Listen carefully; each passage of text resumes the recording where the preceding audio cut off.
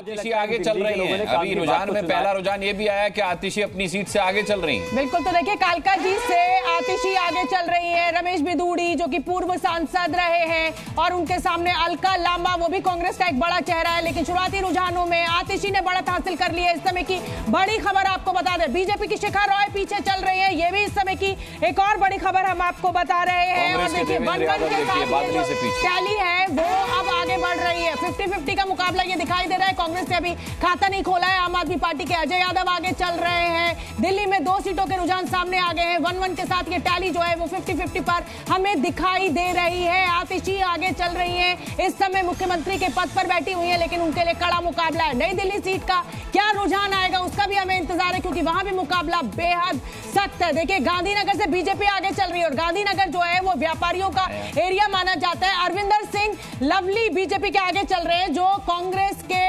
शासन में मंत्री रहे। और जब मैं गांधीनगर गई थी अनुराग, तो यहां पर अरविंदर लवली की हवा दिखाई दे रही थी। लोगों का बीजेपी को वोट नहीं है, अरविंदर सिंह लवली के काम को ये वोट है। जहां पर गांधीनगर सीट पर इस समय आगे चल रही है। बुराड़ी सीट से आम आदमी पार्टी आगे चल रही है। जल्दी से प्रत्युष और चंदन का रुख।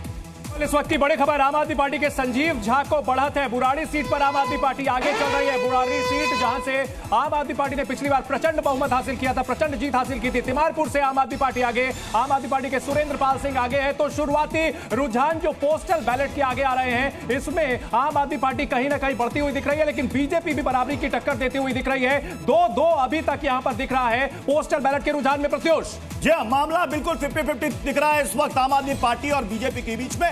रुझानों में आपको बता दें कि नतीजे नहीं है, यह शुरुआती रुझान है जिसमें दोनों ने अपने अपने सीटों पर बढ़त बना ली है। 2-2 सीट पर बवाना सीट, ये देखिए बवाना सीट से बीजेपी यहां पर आगे चल रही है। बीजेपी के रविंद्र कुमार यहां से उम्मीदवार हैं, वो यहां पर रुझानों में बढ़त बना ली आम आदमी पार्टी के। जय भगवान यहां से पीछे चल रहे हैं। मुनका सीट देख लीजिए, मुनका सीट पर बीजेपी ने अपना बढ़त बना लिया है। बीजेपी के गजेंद्र दराल यहां पर आगे चल रहे हैं। ये देखिए अब तक जो रुझान आपके सामने 9 सीटों का, जी हाँ 9 सीटों का रुझान आपके सामने आ चुका है। 5 पर आप, 4 पर बीजेपी। तो बड़ी खबर आ रही है, दिल्ली में 9 सीटों के रुझान आ चुके हैं। आम आदमी पार्टी यहां पर हल्की सी बढ़त बनाए हुए नजर आ रही है। 5 सीटों पर आगे चल रही है। बीजेपी 4 सीटों पर आगे दिख रही है, लेकिन ये एकदम शुरुआती रुझान है। अभी इसमें कई ट्विस्ट आ सकते हैं बाबू मोशाय, इसलिए और बदल गया। देखिए 5 और 7 का आंकड़ा, बीजेपी आगे निकलती हुई दिख रही है। 7 सीटों पर आगे दिख रही है बीजेपी।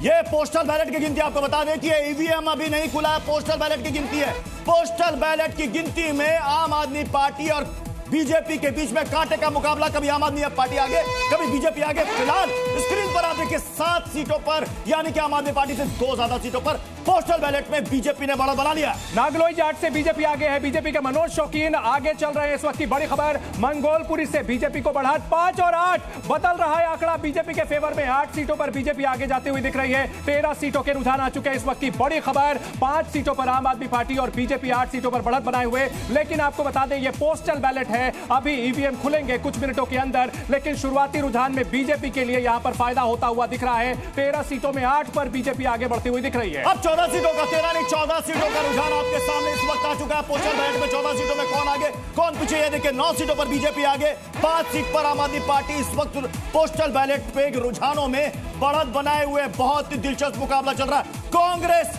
अभी पोस्टल बैलेट के रुझानों में एक भी सीट पर बढ़त नहीं बना पाई है। 9 सीटों पर, 4 सीटों पर इस वक्त आम आदमी पार्टी के मुकाबले बीजेपी आगे चल रही है। अब यह देखना है कि जब ईवीएम खुलेगा 7-9, अब यह देखिए आपके सामने 16 सीटों का आपके सामने रुझान आ चुका है। 70 में से 16 सीटों का रुझान जी न्यूज़ की स्क्रीन पर आप देख रहे हैं।